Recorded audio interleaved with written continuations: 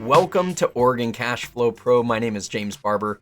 I'm always here to help you maximize your cash flow. But specifically, what I try to do is bring you value so that you can make educated and informed decisions with regard to your finances, especially in the life insurance, the high cash value life insurance space. Now, today's video is going to be a response video to this. This is a popular YouTube content creator. You can see he's got 58,000 subscribers. I've got a meager 13,000 subscribers at this time.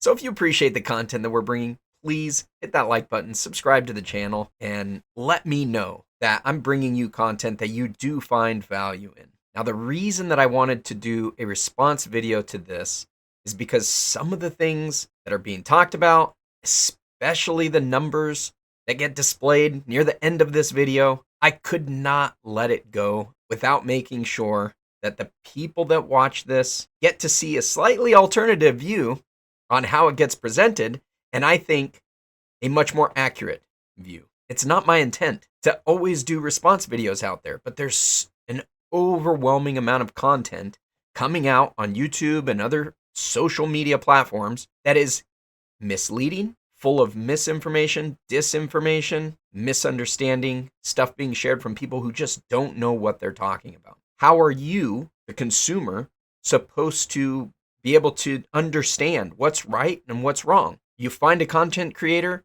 and you like what they're doing, they sound honest, they sound sincere, and you want to believe what they're saying. It's a natural instinct. So if you don't come across information that tells you something different, you might have no idea that you're being misled. Now, I like to assume the best of intentions from people, so I generally do not frame this as somebody come in and they're just lying to you. Certainly, everybody has their own perspective. They have their experience that they're drawing from, and maybe they just don't quite know what they're talking about. I think we've all been in that situation. I would think when we're in that situation, though, we make it clear when we know something or we're just making an assumption or we're expressing an opinion, not trying to present it as fact.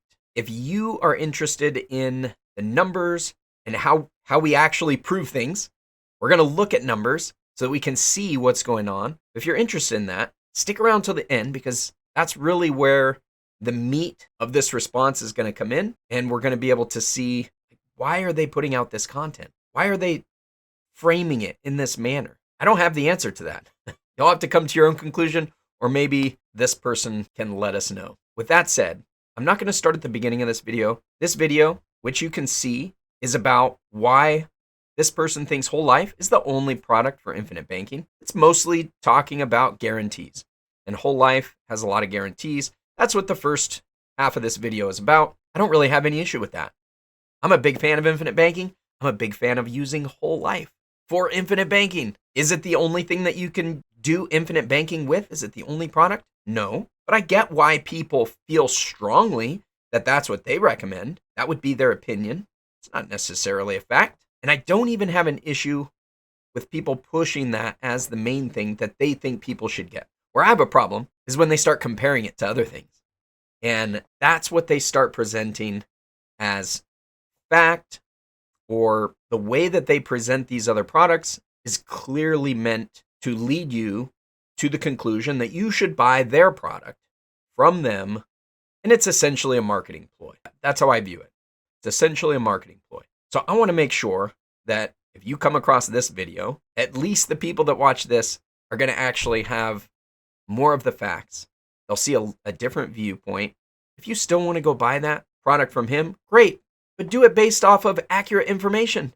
Don't do it off of marketing gimmicks. Like I said, I have no problem with whole life to be used as an infinite bank, as a high cash value life insurance policy. I don't have any issue with that. But our clients should be making the decisions based on facts. With that said, let's jump into this and see what he's got to say. Well, now we're going to talk about what could go wrong in lapse, a whole life, or any of these universal lives. So let's talk about that. So for here, I'm going to go right to this. How a universal life stays in force. A universal life policy generally stays in force when the cash value and any current premiums are greater or equal to the assessed internal charges on each policy month anniversary. That made all the sense in the world to all of you, right? Because I'm still looking at that saying, what does that mean? So let's go to the next one. Okay, first of all, he tries to make this sound complicated. It's really not that complicated. I don't know where he got the definition. It's basically accurate, but it is a bit of a word salad. It basically says universal life stays in force if your cash value is enough to cover the expenses. And the expenses come out each month. That's the month anniversary. Not so complicated. Since you asked, that's what it means. How does a universal life lapse? You'll understand all this. A universal policy generally lapses after a grace period, because there's always a grace period, when the internal charges, the cost of insurance, the policy service fee, and the commissions exceed the cash value and current premium. Okay, maybe you understood that, maybe you didn't, but I thought that was pretty easy to understand. Essentially, if the expenses exceed the cash value, your policy lapses. That's basically how all life insurance works. If it has a cash value component to it. If it doesn't have a cash value component, you don't make the payment, the policy lapses. Run through that. So first off, a universal life is a flexible premium. That sounds great from a sales standpoint. Oh, if things get rough, you can reduce the premium. If things are good, you can increase the premium. Listen, they won't tell you, but you can do the same thing with a specially designed and engineered whole life within parameters. But a universal life, this is a big selling feature. Flexible. You can do almost the same thing. There are requirements inside whole life that you have to pay a base premium every single year. You can't reduce it to zero, what you pay in, but what you pay in can be funded a number of different ways. It can come out of the cash value that's in the policy. That's using an automatic premium loan. Whereas in the universal life space, you can just not make a payment. If you don't make a payment, it doesn't lapse as long as there's cash value. So there's a little bit more flexibility in the IUL. Flexible premiums, and they'll always tell you, oh, those whole lives don't have flexible premiums. Wrong. But he's right there. We can get a lot of flexibility inside whole life and IUL. So if you're talking to somebody in the IUL space that says whole life is not flexible, some policies are not. They're just not looking at the right one. That's also a terrible thing because they give you all the power to adjust your premiums. So what do you want to do with your premiums on your life insurance? You want to pay the least amount possible. So if you have the ability to reduce that when anything gets rough, what do? You drop the premium payment on your life insurance. This is one of those arguments that I just don't buy, certainly in relation to whole life versus IUL. Generally, I hear this argument when somebody's trying to sell a higher commission style product that requires you to make a bigger payment. They say, if you have the flexibility to pay less, you will pay less. So we want to force you to pay more, even though it'll be more expensive for you. If you're forced to pay more, you will pay more. Disregarding that people do actually encounter life circumstances that they might not be able to make that payment. And then that higher demand from the more expensive policy could cause a lapse on that policy. Whereas a flexible policy that allows you to either reduce your payment by a lot or altogether might stick around. So I don't quite get why people make this argument. Who does it sound good to? Are you one of the listeners? Let me know. Are you one of the listeners that hears this and goes, "Oh yeah, I don't like the ability to be flexible because I like to be forced to pay more." It's motivation. I mean, it can be motivation for some people to go out and work harder or work more, earn more money because they have to earn more in order to make sure that everything stays afloat. That could be a stressful situation. People don't generally want to put themselves in that position if there's a good alternative. Universal life. So how does the policy lapse? Well, we're getting to that. It lapses when it's underfunded. So let me read this. A universal policy is underfunded when it is a path toward a point where its cash value and its current premiums are less than the assessed internal charges. In other words, when your cash value is not growing at a rate higher than the internal costs are going up. Now that might not be a problem when you're younger, but when you're 80, 90, maybe 70, that's a big problem. Because if the markets aren't performing in a VUL or an IUL, but your cost is going up, Does anyone sense the problem there? Or now we have That part, 100% accurate. If our goal is high cash value, the biggest issue is underfunding it, because that policy was designed to absorb X amount of dollars, and you've put in way, way, way less than that. That's definitely going to be a problem. So when we're trying to design a policy for you, make sure that it's designed for how you're actually funding it. If you don't fund it how you anticipated, let's make some adjustments. We can make changes in these things that will make it more appropriate for how you decided to fund it. add that extra element. Now you reduce the premium. So now your premium isn't covering the cost of insurance. So now you're relying on the interest to cover it, the performance of the market to cover it, or your participation in that index that the insurance company so allowed you to participate in. If that performance doesn't exceed the rising cost, it's game over.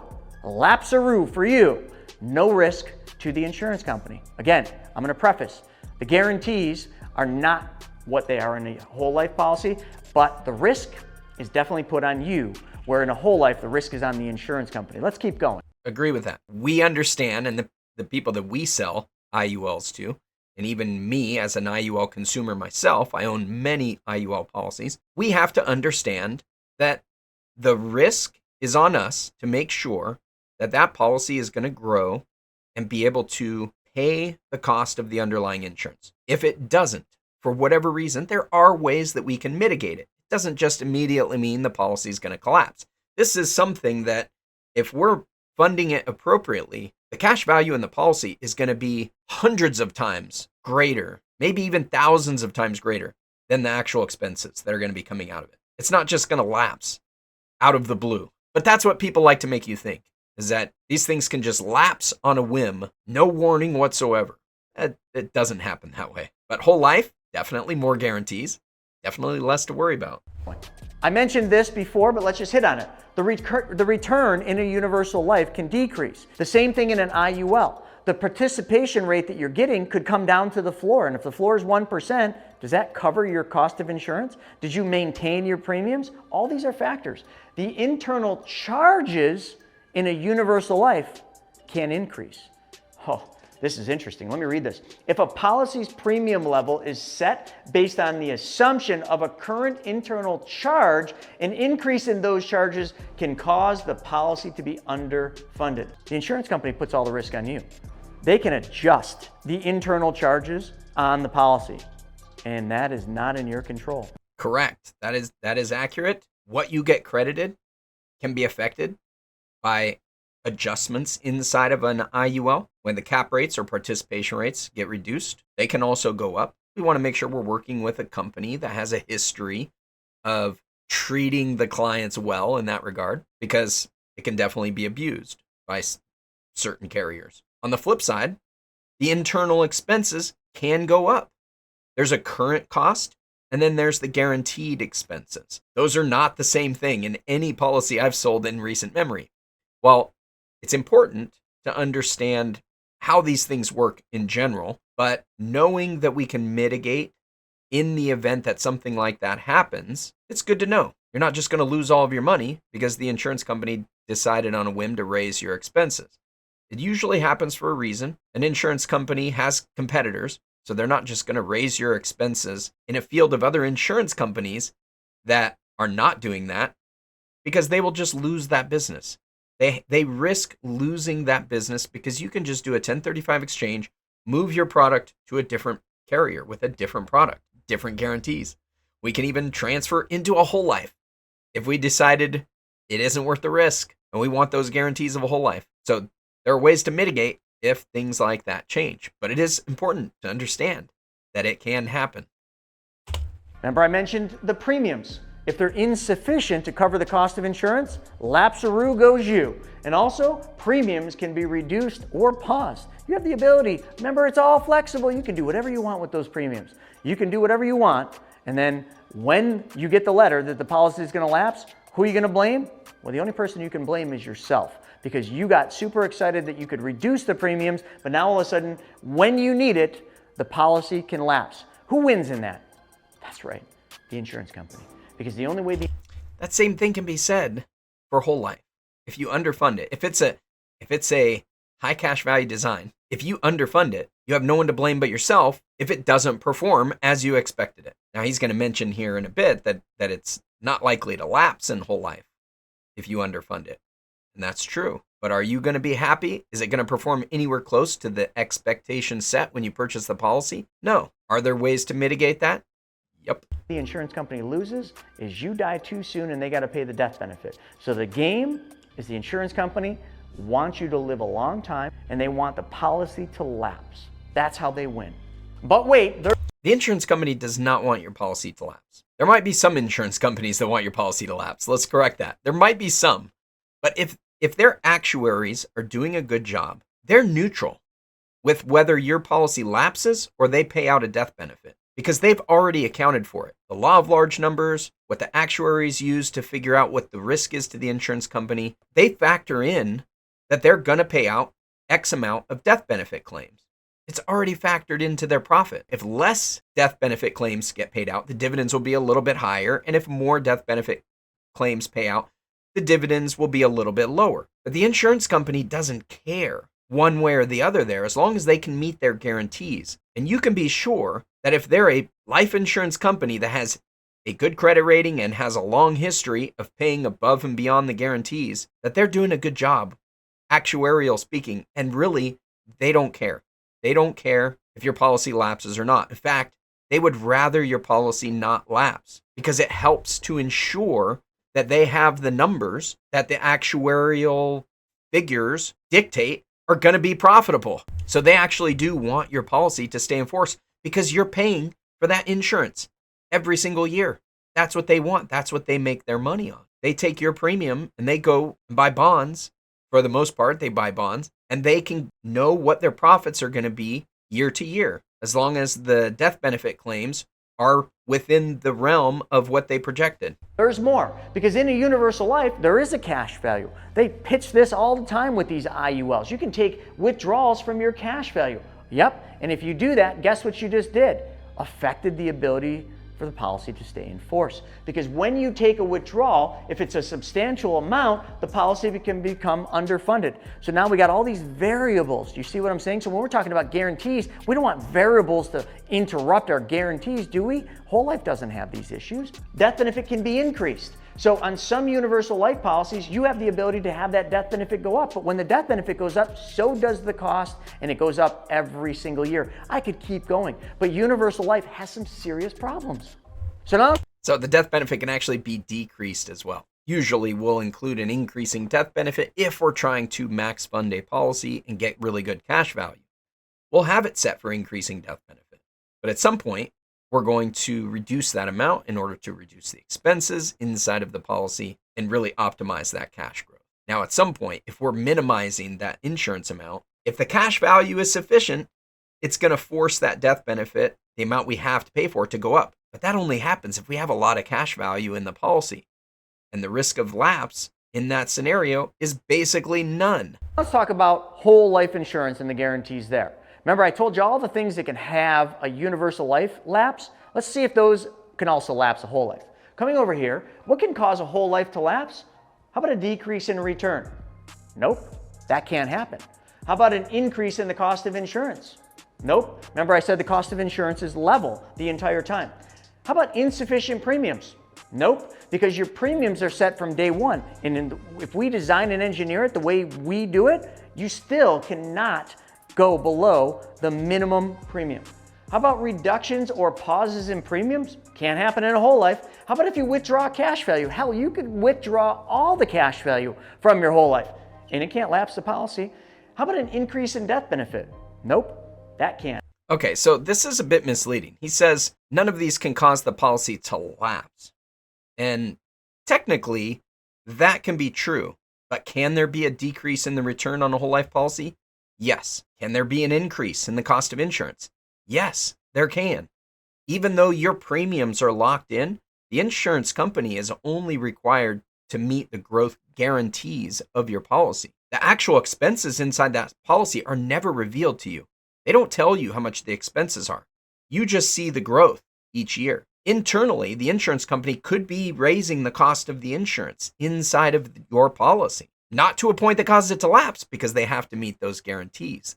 They have to meet those growth guarantees.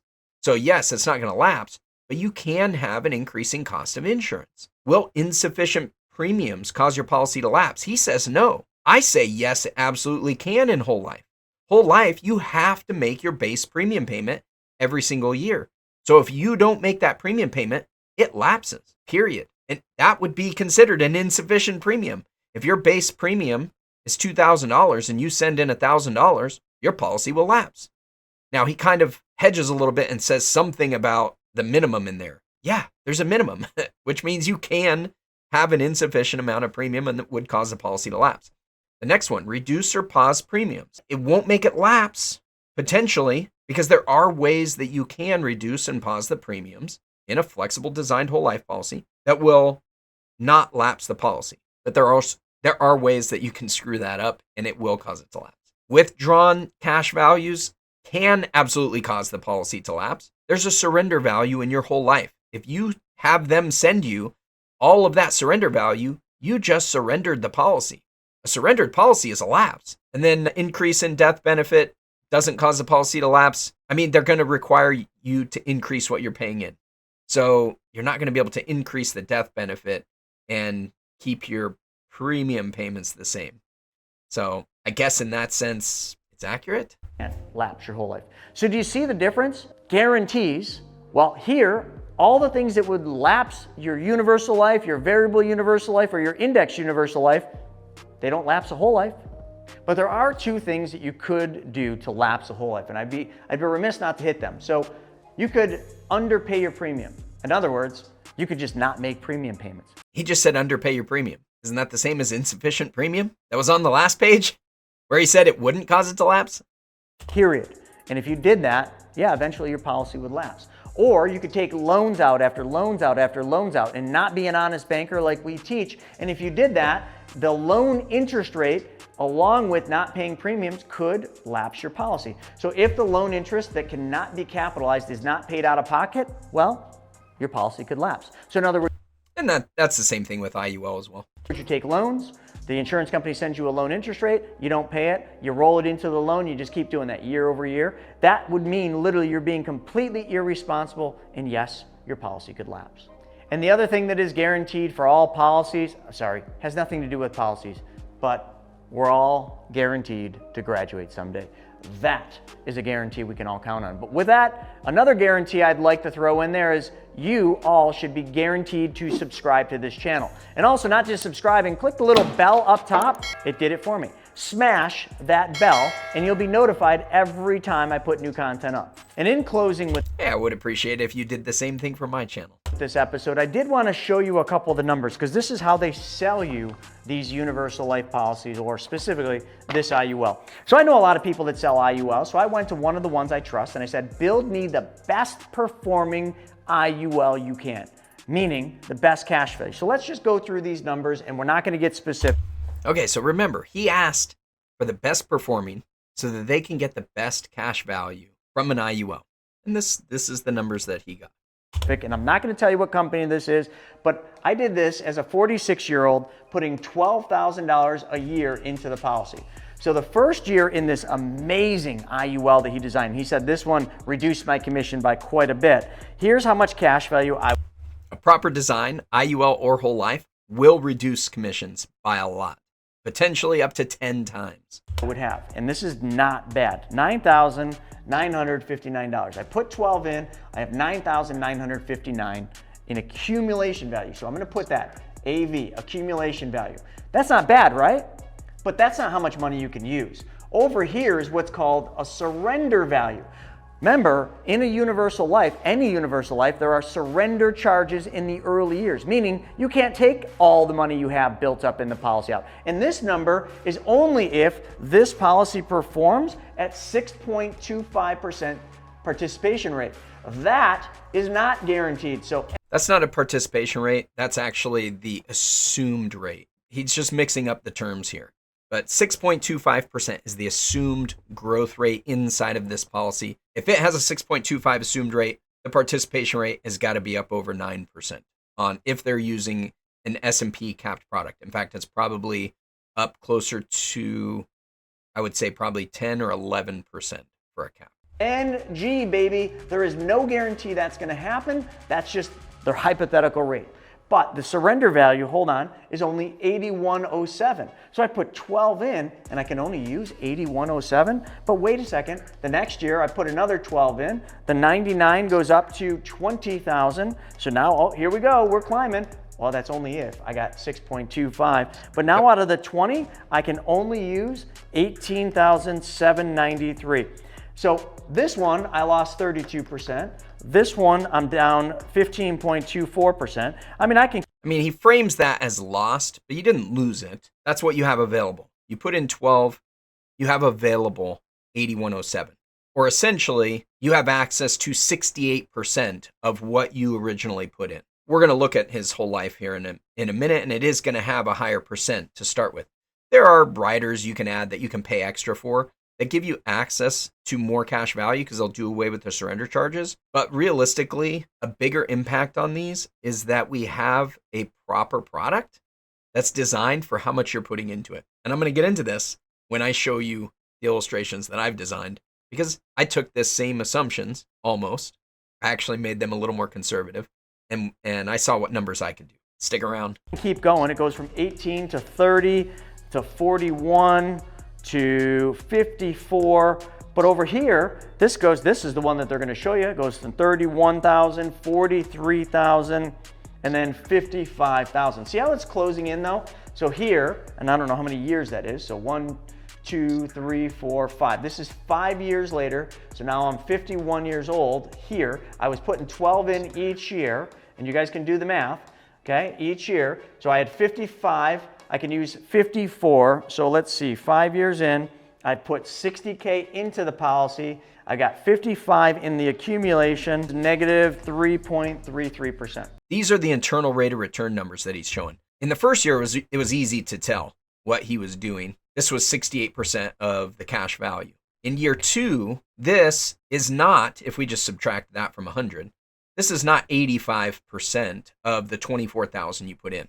It's not. So that tells me this is actually the internal rate of return that he's looking at. Well, yeah, at this point in year 5, this particular product has not broken even yet, and it's experiencing a minus 3.33% internal rate of return at that point. What that means is it's the equivalent of that product losing 3.33% every single year in the policy up to that point. And presumably the very next year, it would probably pass the break even, and then that number goes positive. Now, these numbers, whether you're looking at whole life or IUL, are all going to look very similar. You're going to have negative internal rates of return until we hit that break even period where we have more cash in the policy than we've paid into it. This is a universal life that was designed by a friend that understands how to do it, that said to me, this is the best one he could design from a cash value standpoint. Now, I'm going to bring you over. This is a pretty decent design, and it might be the best with the carrier that he had access to.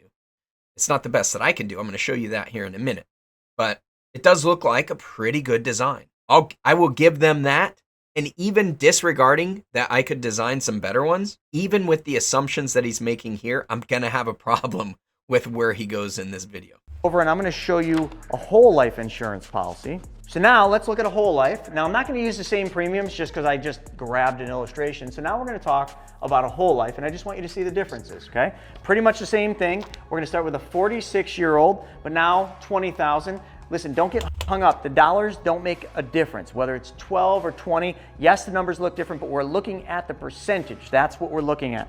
So that right there is absolutely false. The dollars do make a difference, and I'm going to show you why they do make a difference. Now, this person, Chris, is used to doing whole life. With whole life, we're already past the scalability point for most whole life policies, whether we're at 12,000 or 20,000. But in the IULs, at age 46, we are not past the scalability point, meaning I can do a better blend and reduce the expenses in the policy if I'm putting in 20,000 as opposed to 12,000. I'm able to get a higher percentage of cash value if I'm putting 20,000 into an IUL as opposed to 12,000 in an IUL. So this is not apples to apples, for one thing. And he says, disregard it, it doesn't matter. It absolutely matters. I'm going to show you in a minute. So here, over on the And again, I'm going to use the non-guaranteed side, which includes a dividend.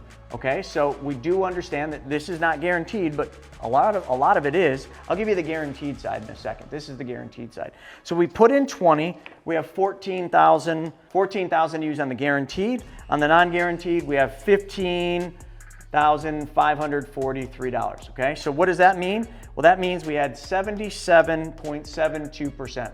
So not the framing of this is already meant to present the whole life in a different light. Over on the IUL side, he had a negative number, negative 32%, and he made a big deal of it. And on this one, he puts it as a positive number, 77.72. Well, that 77 sounds way different than 32. That's a huge number difference, 77 and 32. Wow. And clearly he's talking about the 77 in a much more positive light, so that you feel like that is a much better number. It is a better number. The other number, if you wrote it as a positive number, would have been 68%. But if he put up the difference between 68 and 77, that's not that big of a difference. Certainly not as big as, I think he wants you to feel. Too much different, a little better than the universal life, but hold on, let's go to the next year. He does say a little bit better, but the way that the numbers go, like I can just see how it's going to evoke a different emotional reaction in people. Put 20 in, I'm guaranteed, I got 30, okay? Then over here on the non-guaranteed side, what do I got? I got 18,402, so I'm down 8%, okay? Over here I was down, 32? So over here, on the first column, I apologize, I forgot to give that to you. So we're down over here 23%. How much was it on the first one?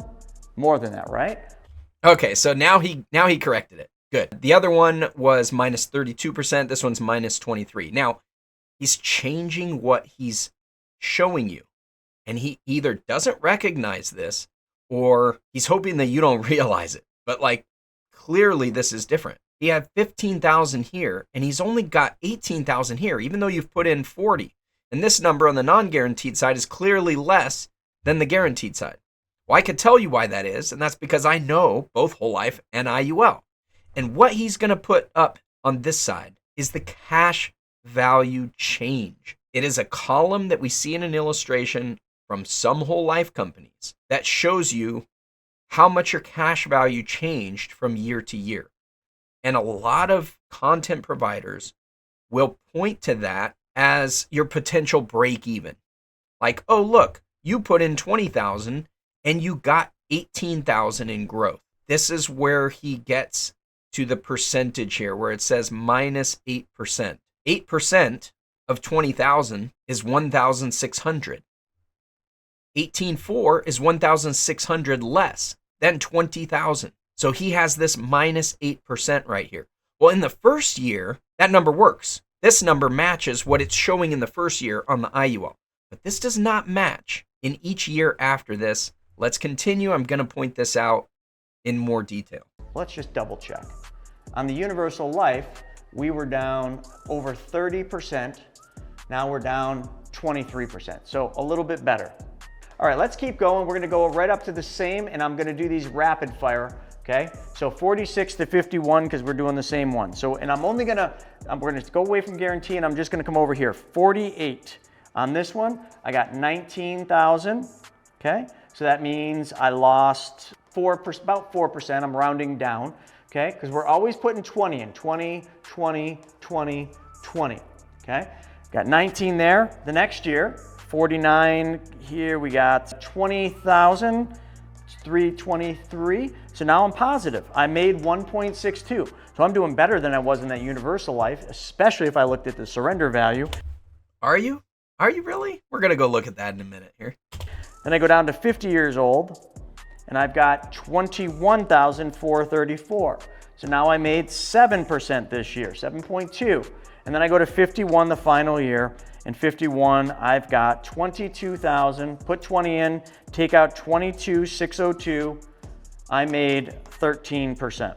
So now let's just compare the two. Now, before we move on, before we compare the other two, recognize again that what he's looking at is the change in cash value. Now, he says this as if you made that much money. You put in 20 and you made 20,323 and you made 1.6%. That's 1.6% above the 20,000. And then the next year you made 7.2. When people look at these numbers, they basically ignore all the money you put in the years prior. The reason you're making more than you put into it is because of all the money that went in the years prior. It didn't start from zero. If you had put $1 million in prior to this age and you got growth based on that $1 million, but you put in 20,000 and your growth was 20,000 or your growth was 40,000, did you just make double the 20,000 you put in? No. I mean, I guess sort of if you want to look at it that way, but why would you? Why would we look at it that way in any other investment? We wouldn't. So it's silly to put this up in this scenario as the argument for whole life as opposed to the IUL. Now he's trying to make it seem like the numbers are better in whole life. They're not. The numbers will not be better if you compare an IUL to whole life, making very similar assumptions. It just doesn't happen if they're properly designed. Does that mean whole life is worse than IUL? No, absolutely not. Does it mean the IUL is better than whole life? No, they're situational. What are they going to do for you? Where does it fit with the rest of your finances? But to make this type of an argument and then misrepresent what you're showing, that's where I have a problem. Because now suddenly somebody might not realize what's happening here, and they might make the decision to purchase whole life off of this misinformation. What is the purpose of this? Why are you putting up this here and not the same type of growth in the IUL? Let's see what the IUL is. In fact, let's look at, he's got 6 years here and we only did 5 years in the IUL. So let's look at year 5 here. In year 5, he's got 20,000 going in, 21,439 that the cash went up in value for 7.2%. We're going to compare that. And remember, this whole life has a lot more guarantees than the universal life does. But let's just compare numbers. Plus 13 at 51. And what was our universal life? Negative 3.3. This is the internal rate of return. That was not the internal rate of return on the other one. What did this actually go up in cash value? You put in 12,000, you had an extra 13,000 in cash value. So if we're going to go off of his numbers, this one actually went up 8.33%. Now the other one was at 7.2 after 5 years. It was only at 13% after year 6. Well, this one is on track for beating that, making similar assumptions when we're not looking at the guaranteed value. But this is totally misrepresenting what you're looking at. And I'm not sure how he didn't catch that, because clearly he's looking at a number that's cumulative here, whereas on the other side, he's looking at each year. What was the growth year to year? An honest mistake? I would like to think so. I would like to think it's an honest mistake. But how do you do that and then you don't catch that when you're editing this video and you're putting it out and you're checking it to make sure that it's accurate content? How does that not get caught? So, honest mistake?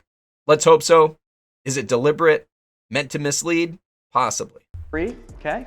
So, and that was a universal life if you can get your guy to do it. And also, too, I want to preface, that is if the policy earns 6.25, and on the guaranteed whole life, that is if the policy pays a dividend. So, okay, so at least he corrected that what the 6.25 is right there. It was just a misspeak earlier.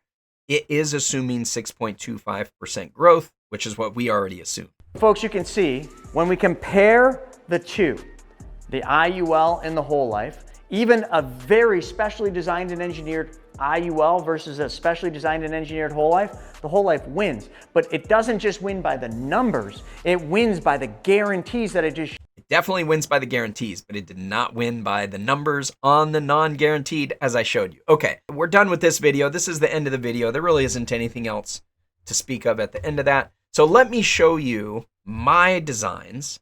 Let's go back to his on the IUL. Here's his numbers on the IUL. This is putting in 12,000. He's got, well, let's go after the surrender charges. I think that's fine. I don't have any issue with looking at the surrender charge value, but the accumulated value is the amount of money that's actually in the policy, and that's what the growth is going to be based on. So the accumulated value matters more than the surrender value if you're not accessing that cash value. The surrender value matters if you're trying to use that as your infinite bank. You want to have access to it. But doesn't matter that much if you have access to 8,000 or 7,000. Not that much in the first year would be my contention. What matters more is in the future, how much do we have access to? And the surrender charges do generally go away. Some products, they last for a long time. I've seen up to 20 years of surrender charges. That is abnormal. Normal surrender charges are usually like 10 to 12 years. So he said this was the best cash value design that this person he knows was able to do. Let's look at what I could do. Now, I actually ran the same numbers with 4 different carriers that I use. 4 different carriers. And every single one beats that one. Check this out. This is 12,000 going in. We've got cash value. This is that accumulated value. 11,429 year 1. They were using 6.25 as an assumption for growth. In all 4 of them that I did, I'm using 6%. So I'm illustrating a more conservative growth, and I've designed them the best that I could. So in this scenario, 11,429 is the actual value. 8,269 is the surrender value. We can see both of those numbers are better than what he's showing you here. It's not a world of difference, but it's a little bit better. Let's go to year 5. Where are we at on year 5? This one's at 55 and 54. And here I'm at 64 and 61. And we are assuming a lower growth rate, 64 and 61. What is the growth? We put in 12,000 and our cash value went up by nearly $15,000. That's a pretty significant difference. That's because our growth is based on this number, the accumulation value. And it wasn't very much difference in the surrender value, but it was quite a bit of difference in the actual cash value. It was over $1,000 in that first year. That makes a difference when it comes to compounding. So year 5, 64, cash value went up by nearly $15,000. Actually, it looks more like 14,300. That's about a 17% gain between years 4 and 5. Or just in year 5, that's a 17% increase in cash value, whereas his was about 13,000 or about 8%, a little over 8%. And on the whole life policy that he did, it was 7% in year 5, 13% in year 6. Well, we're in year 5 on this one, and we're at about a 17% gain. That's looking a little bit more attractive, isn't it? Let's look at a different carrier. Here in year 1, current value, 10.6. This one has more surrender charges. So actual cash value available to you is significantly less than in the other illustration he was showing. But the cash value, or the current value, is actually a bit higher. It's about $500 higher. By the time we get to year 5, 63,000 and 59,000. We're significantly higher on both of these. What does the cash value go up by in year 5? Again, almost $15,000. This one is 14,600. So this one, between years 4 and 5, went up more than the prior one that I showed you. But the overall numbers are slightly less still than the other one, because the other one started out with a little more cash value and the surrender charges were a little lower in the other one. This is the type of product that actually continues to get better and better the longer this goes. And it'll eventually catch up and pass the other one because of how the expenses factor into it. Let's look at another one. Here's a third product. We can see account value 1028, surrender 7,400. Account value is a little bit higher than Chris's. The surrender value a little bit lower in year 1. By the time we get to year 5, we're at 58.9 and 56. Well, that one's also higher on both of these, 58 and 56. What's the growth between years 4 and 5? 13,500. We put in 12,000. That's a little over 11% increase that year off what you paid into it. That's better than the 7% he was showing on the whole life. Slightly better than the 8%, 8.33% he was showing on the IUL that his buddy designed. I've got one more. All right, this one, significantly higher, both in accumulated value and cash surrender value. If we were to just consider a low expense policy at $12,000 going in an IUL, this one's the lowest expense. And so we end up with the highest accumulated value out of the gate and the highest cash surrender value out of the gate. By the time we get to year 5, we can see the surrender charges are very low in this product, and the cash value looks really good. The increase from years 4 to 5, $14,200. That's really good. So not only does this beat the IUL in the first year that Chris showed, it also beats the whole life, and it beats in year 5. Now, the way this product is designed, it's going to fall behind some of those other ones when we get into the later years. But from an early year perspective, this one looks really attractive. Certainly very attractive compared to the whole life. Better in almost every regard by year 5. Now, remember, I also said it matters how much the funding is. The reason it matters how much the funding is because a big bulk of the underlying expenses is going to be dictated by the commission that gets paid out, and how old you are is a factor into how much commission gets paid out. Now, even though we're reducing our commission in both designs, whole life, IUL, all of these different IULs, there's a minimum amount that's in there that we can't control, the agent can't control. And for a 46-year-old, it's higher than, say, for a 30-year-old. So an optimum amount of funding is going to need to be higher for a 46-year-old in order to maximize the use of that policy. Certainly, when we look at the numbers, it works at $12,000. But let's see if it works better at $20,000. And now we can compare the IULs that I designed to his whole life, apples to apples, when we're looking at premium contribution. Okay, so back to his design. These are the numbers, how much it goes up in the whole life, funding it at $20,000. Year 1, cash value, 23% less than what you paid into it. Let's go year 5 again. In year 5, the cash growth, 7.2% higher than what you paid into. Let's look at these in the same order that we did the prior IULs. We're back to that first design of mine. You put in $20,000. Cash value, $19,400. After surrender charge, this is what you would have available if you wanted to borrow out from the policy. $16,200. That whole life policy had $15,500 available. So even though we have surrender charges in here, we still have access to more cash value in this IUL at the end of the first year than we would in that whole life. Again, this is a 6% assumption. By year 5, the amount of growth, we put in 20, it went up by 24,300. That's nearly an 18% increase on what we paid into it. In the whole life policy, 7.2. 7.2 according to his numbers. Okay, next design, put in 20, 18,000. This one is the one with the higher surrender charges. We only have 14,000 available to us that first year. Remember, the whole life was at 15,500. So we got about 1,500 extra in the whole life policy that he was demonstrating. But where are we at in year 5? In year 5, 109 and 105. Our growth between year 4 and 5 went up by $25,100. That's just over a 20% increase in that year. Cash that's available. Again, his whole life, 7.2. Let's look at the next one. We've got 17,000 in year 1, accumulated value, 14,700 surrender. So this one's a little bit less, but by the time we get to year 5, we're at 100,000 and 98,000.